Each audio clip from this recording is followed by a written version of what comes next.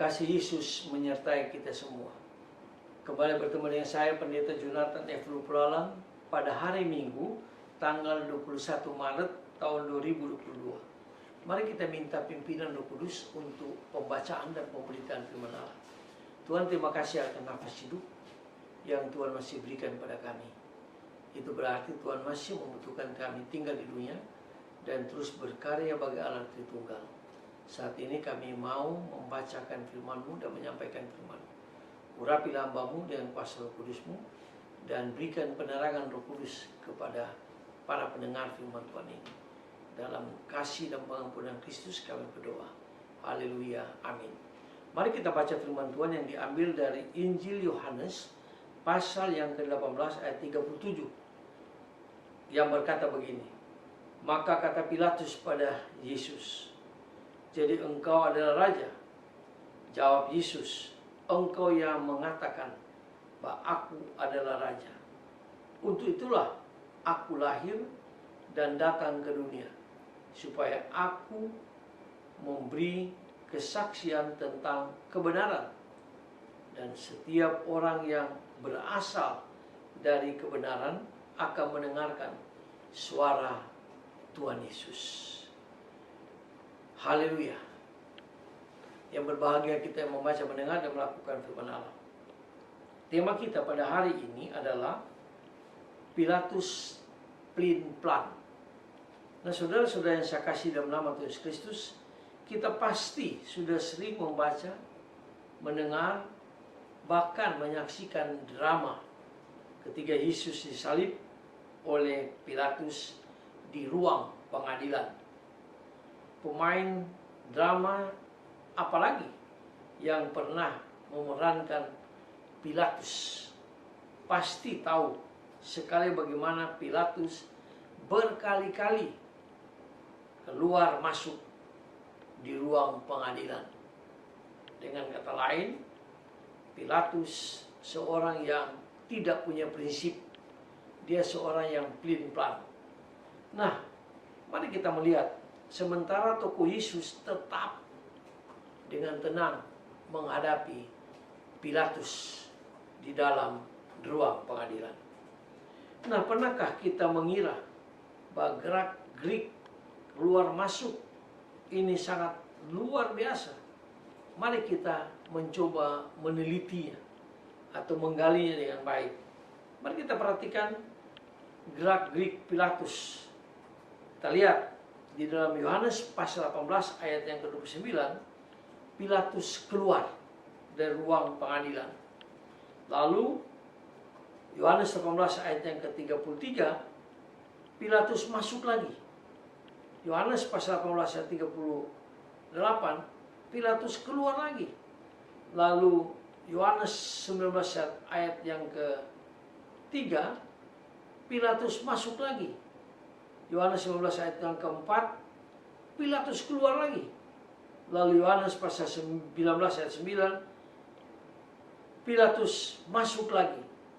Dan terakhir, Yohanes pasal yang ke-19 ayat yang ke-34, Pilatus keluar lagi.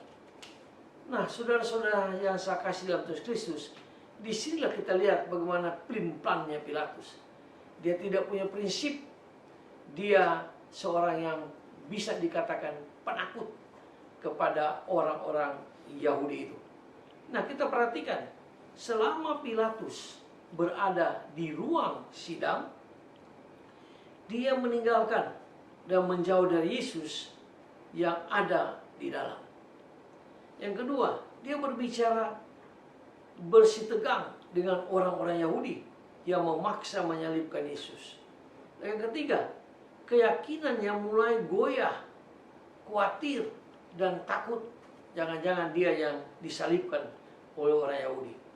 Yang keempat, pada awalnya dia tidak mau menyalibkan Yesus. Bahkan cenderung membela dan melindungi Yesus. Itu kalau dia ada di ruang persidangan, dekat dengan Yesus. Nah, tetapi selama Pilatus ada di dalam, kalau yang tadi saya maksudkan pada waktu Pilatus ada di luar, tapi pada waktu Pilatus ada di dalam ruangan pengadilan itu, di mana Yesus ada di situ, dia dekat dengan Yesus, ada di samping Yesus, bertanya dan berbicara dengan Yesus dalam ketenangan yang luar biasa. Dia semakin mengenal siapa Yesus. Dia seolah masuk ke dalam hati dan pikirannya. Lalu dia berefleksi dengan pertanyaan dan bertanya lagi. Lalu dia mencapai titik puncak refleksi yang mulai menelajanginya seluruh jati dirinya, pangkatnya, hartanya, ilmu pengetahuannya, dengan bertanya, apa itu kebenaran? Nah, saudara-saudara yang saya kasih dalam Tuhan Kristus, sangat disayangkan pilihan terakhir Pilatus adalah dia lebih memilih di luar, sehingga ia pun gagal dan kalah. Dan Pilatus akhirnya dia lempar batu sembunyi tangan. Dia pelin-pelan dan dia berkata, salibkanlah Tuhan Yesus. Dia memperhadapkan Tuhan Yesus dengan Barabas. Lalu dia tanya, siapa yang mau disalibkan? Barabas orang jahat atau Tuhan Yesus sebagai juru selamat? Lalu orang Israel berteriak, salibkan Yesus, lepaskan Barabas. Dan akhirnya Pilatus tidak bisa berbuat apa-apa karena dia sangat pelin-pelan. Dia tidak punya prinsip di dalam hidupnya. Nah, saudara-saudara yang saya kasih dalam Tuhan Kristus, kita sebagai pengikut Tuhan Yesus, marilah kita bersikap berani dan tidak boleh pelin-pelan. Kita harus menyatakan yang benar-benar, yang salah-salah. Dan kita jangan seperti Pilatus, cuci tangan dan tidak berani, bahkan dia pelin-pelan. Dan akhirnya Pilatus mati sangat mengerikan, menderita. Tuhan Yesus, dia menderita, tapi hari ketiga Yesus bangkit. Pilatus tidak, dia mati sampai selama-lamanya bersama dengan orang-orang yang tidak mau menerima Yesus, yang menolak Yesus. Itulah sebabnya marilah kita sebagai pengikut Kristus harus punya prinsip benar-benar salah-salah. Dan kita harus sampaikan bahwa Yesus adalah juru selamat dunia. Dia rela lahir hanya untuk mati di kayu salib dan bangkit pada hari yang ketiga, sehingga dia memperoleh kemenangan dari Allah. Terpujilah Tuhan Yesus dari kekekalan masa lampau sampai pada kekekalan di surga yang kekal itu. Haleluya, amin. Mari kita berdoa. Tuhan Yesus, tolong kami supaya kami sebagai pengikut Kristus di akhir zaman ini ada banyak sekali tantangan, rintangan, dan berbagai-bagai godaan cobaan.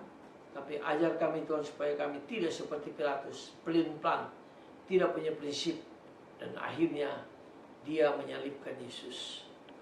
Tuhan, tolong kami supaya kami menjadi orang-orang pengikut Yesus yang setia sampai akhir hidup kami. Tidak hidup pelin-pelan, tapi kami berani menyatakan kebenaran, berani menyatakan bahwa Yesus adalah penebus dosa dan juru selamat dunia satu-satunya di dunia ini, sebab Yesus adalah Allah. Dengarlah doa kami, dalam nama Tuhan Yesus kami berdoa dan bersyukur. Haleluya, amin. Terpujilah Kristus, sampai kita ketemu di kesempatan yang lain.